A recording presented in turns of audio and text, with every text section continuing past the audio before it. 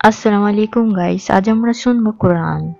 আমি কোরআনের আয়াতগুলি বাংলা অনুবাদ করব, অর্থাৎ এইটি কোরআনের তর্জমা। আমি বাংলায় বলে সেটিকে বিস্তারিত আমরা জানার চেষ্টা করব যে আল্লাহ তাআলা কি বলতে চেয়েছেন, কারণ আমরা সবাই কোরআন শুনি কিন্তু বুঝি খুবই কম। তাই এখন কোরআনের বাংলা সমস্ত ভাষায় এসছে, তো আমরাও সেই কোরআনটিকে ভালো করে জানব। তো আজকের বিষয় হলো আয়াতকে আমি বাংলা তর্জমা করে ফের ওটিকে ভালো করে বুঝবো যে আল্লাহ তাআলা সেটি কি বলতে চেয়েছেন। তো শুরু করা যাক। বিসমিল্লাহির রহমানির রহিম। এটি হলো 260 নম্বর আয়াত। স্মরণ করো যখন ইব্রাহিম বলল, হে মালিক, মৃতকে তুমি কিভাবে পুনরায় জীবন দাও তা আমাকে একটু দেখিয়ে দাও। আল্লাহ তাআলা বললেন, কেন তুমি কি না দেখে বিশ্বাস করো না? ইব্রাহিম বলল, হ্যাঁ মালিক, আমি বিশ্বাস করি, কিন্তু এর দ্বারা আমার মন সান্ত্বনা পাবে। আল্লাহ তাআলা বললেন, তুমি বরং এক কাজ করো, 4টি পাখি ধরে আনো।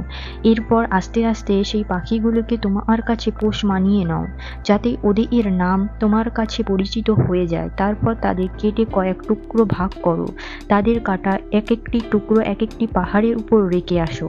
অতঃপর ওদের সবাই নাম ধরে তুমি ডাকো, দেখবে জীবন্ত পাখিতে পরিণত হবে। ওরা তোমাদের কাছে দৌড়ে আসবে। তুমি জেনে রাখো, আল্লাহ তাআলা মহান, শক্তিশালী ও বিজ্ঞ কৌশলী। তো এটা ছিল সূরা আল বাকারা 260 নম্বর আয়াত। এই আয়াতে আল্লাহ তাআলার ক্ষমতা আর প্রমাণ ও ইব্রাহিম আলাইহিস সালামের ঘটনা।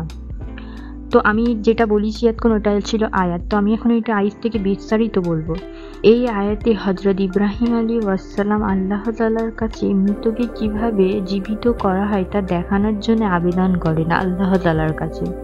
তখন আল্লাহ তাআলা প্রশ্ন করেন, তুমি কি বিশ্বাস করো না? তখন ইব্রাহিম আলাইহিস সালাম উত্তর দেন যে তিনি বিশ্বাস তো করে, তবে এর দ্বারা তার মন সান্ত্বনা পাবে। তখন আল্লাহ তাআলা বললেন, তুমি 4টি পাখি ধরে আনো এবং সেগুলিকে পোষ মানাও।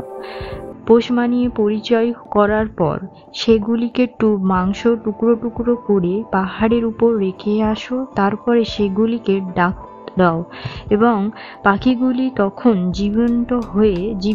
জীবিত হয়ে দৌড়ে ছুটে আসে তার কাছে। তো এই আয়াতের মাধ্যমে আল্লাহ তাআলা শিক্ষা দেন যে তিনিই মহান ক্ষমতাশালী ও মহান পরাক্রমশালী ও বিজ্ঞ কৌশলী।